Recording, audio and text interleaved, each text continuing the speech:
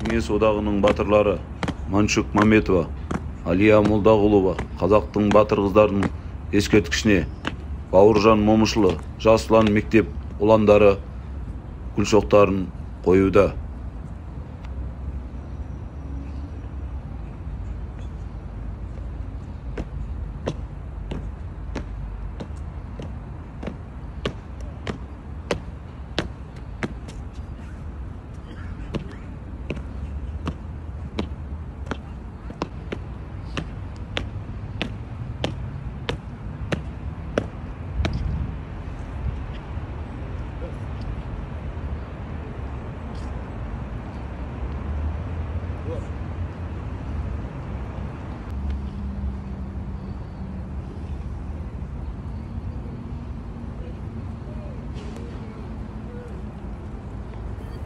Ұлан Орманғали, Маншук Маметова 1922 жылы Батыс Қазақстан облысы Бөкей Ордасы ауданында дүниеге келген.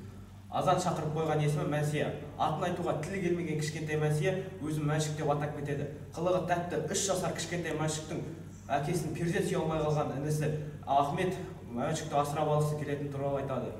1931 жылы Ахмет Маметов жұбайымен Аминамен Маншукты Алматыға алып кетеді. Тегін ауыстырған Маншук Маметова 1931-1938 жылдары Алматыдағы нөмір 28 мектептен білім алады. Әкесінің жолын қууға Маншук Маметова Асфендияров атындағы медициналық институтына оқуға түседі. 1937 жылы Ахмет Маметов халық ғалым жауы деген айыппен қамауға алынады. Ұлан Аманкелді 1941 жыл Маншук Маметова майданға аттанды.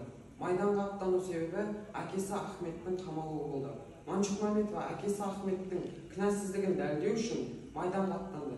Ол өз еркімен рапорт жазып, рапортында былай деген: мені фашистерді жою үшін жіберетін ағайым да, апайым да жоқ. Сондықтан өзімді жіберіңіз деп рапорт жазып, мыңдаған ерлермен бірге майданға аттанды. 1942 жыл 13 тамыз бұрынғы астанамыз Алматыда 100 ұлттық әскери атқыштар бригадасы құрылды. Ұлан Медетақан. Әзілхан Нұршайықовтың айтуы бойынша майдан кезін ол былай еске алады. Алматы станциясында біз 4889 болып тұрдық. Бас қолбасшы Сталиннің бұйрығымен 4890 болып Маншук Маметова қосылды. Осылайша біз эшелонмен 4890 адам болып майданға аттандық. Маншук Маметова тек қана шабуыл шебінде емес, қорғаныс шебіндегі дәрежелерін айта аламыз. Оның қатарына Ахмет әкесінің дәрігерлігінен алғашқы қазақ дәрігері болғандықтан оның да көмегі тиді. Осылайша Маншук Маметовың 15 қазағындағы Невель түбегіндегі соғысты былай еске алады екен: біздің шебімізден өлім көп болды, сондықтан біз артқа кетуге мәжбүр болдық. Бірақ біз кетіп бара жатқан кезде Маншуктың пулеметті тұрғызып атқанын көрдік. Біз одан 4-5 шақырым алыста болдық. Бірақ біз Маншукке бізбен жүр дегенде, ол сендерді кім қорғайды, мен кетсем деді. Біз оны тастап кете бердік. Бір кішкене уақыттан кейін майдан тынышталды. Міне осы кезде бітті дедік. Бір уақыттан кейін Маншук өлді деген хабарды естігенде тірі қалған жауынгерлердің бәрі күрт жылады. Өйткені Маншуктың арқасында оларға апасы, анасы, сүйген жары да Маншук арқылы елестеген болатын. Осылайша Маншуктың қаза тапқанын білдік. Мәлік Ғабдуллин атамыздың арқасында Маншук Маметова апамызға өлімнен кейін Кеңес одағы батыры атағы берілген болатын. Ұлан Жолдыбаев газетке келесі естелікті қазақ қызы деген атпен әдебиетші ғалым Қажым Жұмалиев жазыпты. Бүгінгі қазақ қыздарының шын бейнесі Кеңестер одағының батыры Маншук Маметова. Ол Батыс Қазақстан, қазіргі Орда ауданында туған. Батыр қызды Қажым Жұмалиев 1932 жылы Оралда тәрбиелеп өсірген анасы Амина Маметованың үйінде көрген. Онда ол қазақ кіп-кішкене қара торы қазақ қызының болашақ батыр екені мінезінен аңғарылып тұратын.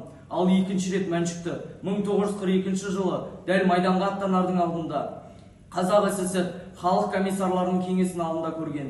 Бір қарағанда ол ұяң тәрізді көрінсе де, оның от шашқан өткір қара көзі бойға біткен өрлік пен ерлігін аңғарған.